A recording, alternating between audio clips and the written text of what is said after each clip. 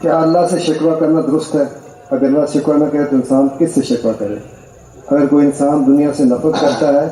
اور اس دنیا میں نہ رہنا چاہے تو یہ کہہ کہ اللہ تعالیٰ مجھے اپنے پاس بلا لے، تو کیا یہ درست ہے؟ دیکھیے، اللہ سے شکوہ کرنا غلط نہیں ہے، شرط یہ ہے کہ پھر کسی اور سے شکوہ نہ کیا جائے۔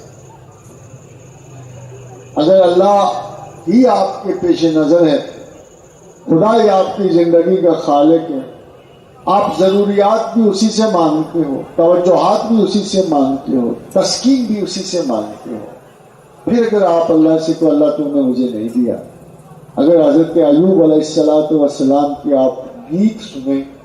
جب انہوں نے بیماری میں کیے، تو لوگ ان کے پاس اس لیے آتے تھے کہ آپ ہم سے بات کریں اور خدا کا گلہ کریں، وہ نہیں کرتے تھے، مگر جب تنہا ہوتے تھے اللہ سے کرتے تھے۔ اللہ کو ضرور کہتے تھے کہ اے میرے پروردگار، میں لوگوں سے تیرا شکوہ نہیں کرتا، میں لوگوں سے تیرا گلہ نہیں کرتا،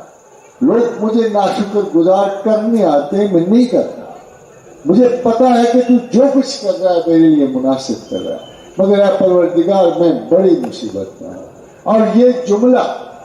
حضرت ایوب کا قرآن میں موجود ہے کہ انی مسنی الضر وانت ارحم الراحمین،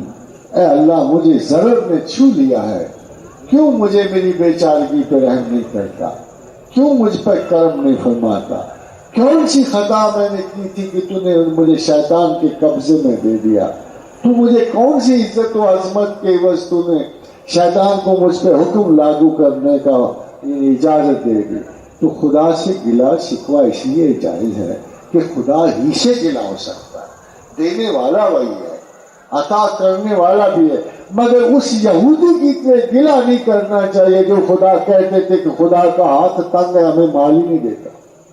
خدا کا ہاتھ تنگ نہیں ہے، گلہ کرنا ہو فراخ ہاتھوں سے کرو۔ ایسے جملے نہ بولنے چاہیے کہ جس میں خدا کی تقصیر نکلے یا اس کے عزت و جاہ و مرتبت کی کمی اس میں نکلے۔ باقی لوگ بہت کہتے ہیں کہ ہم اللہ پہ توکل کرتے ہیں، لوگ بہت کہتے ہیں کہ ہم خدا ہی کو مانتے ہیں اور خدا ہی سے مانگتے ہیں، مگر وہ غلط کہتے ہیں۔ خدا ان کو آخر میں یاد آتا، سب سے آخر میں، جب سارے ذرائع ختم ہو جائے، سارے سورسز ٹرائی ہو جائے، تو پھر ان کو خدا یاد آتا ہے۔ رب کعبہ کی قسم ہے، جس نے اللہ پہ توکل کیا، خدا کے سوا کسی پہ آرزو نہیں رکھی، اس کا شکوہ بھی اللہ تعالیٰ قبول کرتا ہے اور اس کی ہر دعا کو قبول کرتا ہے اور اس کی ہر آرزو کو مطلب تک پہنچاتا ہے۔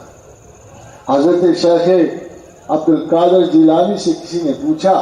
کہ اس میں اعظم کیا ہے؟ فرمایا جب تو ایسے اللہ کا نام لے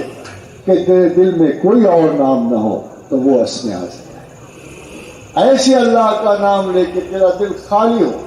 اور اس میں کوئی اور اسم نہ ہو تو یہ اسم اعظم ہے۔ حضور گرامی مرتبت کی حدیث ہے، جب بندہ اللہ کو اتنا یاد کرتا ہے، اتنا یاد کرتا ہے کہ اس کا دل ایک صحرا اور ویرانے کی طرح ہو جائے اور اس میں ایک چراغ جلتا ہو اور خدا کی یاد کا چراغ، تو پھر اللہ اس کے ہاتھ بن جاتا ہے، اس کا اشارہ بن جاتا ہے، اس کا کلام بن جاتا ہے، اس کے ابرو چشم سے بادل جھکاتے ہیں، اس کے ایک اشارہ انگشت سے روشنیاں پھیل جاتی ہیں، اس کے ایک جملہ صادقہ سے کائنات کی تقدیریں بدل جاتی ہیں۔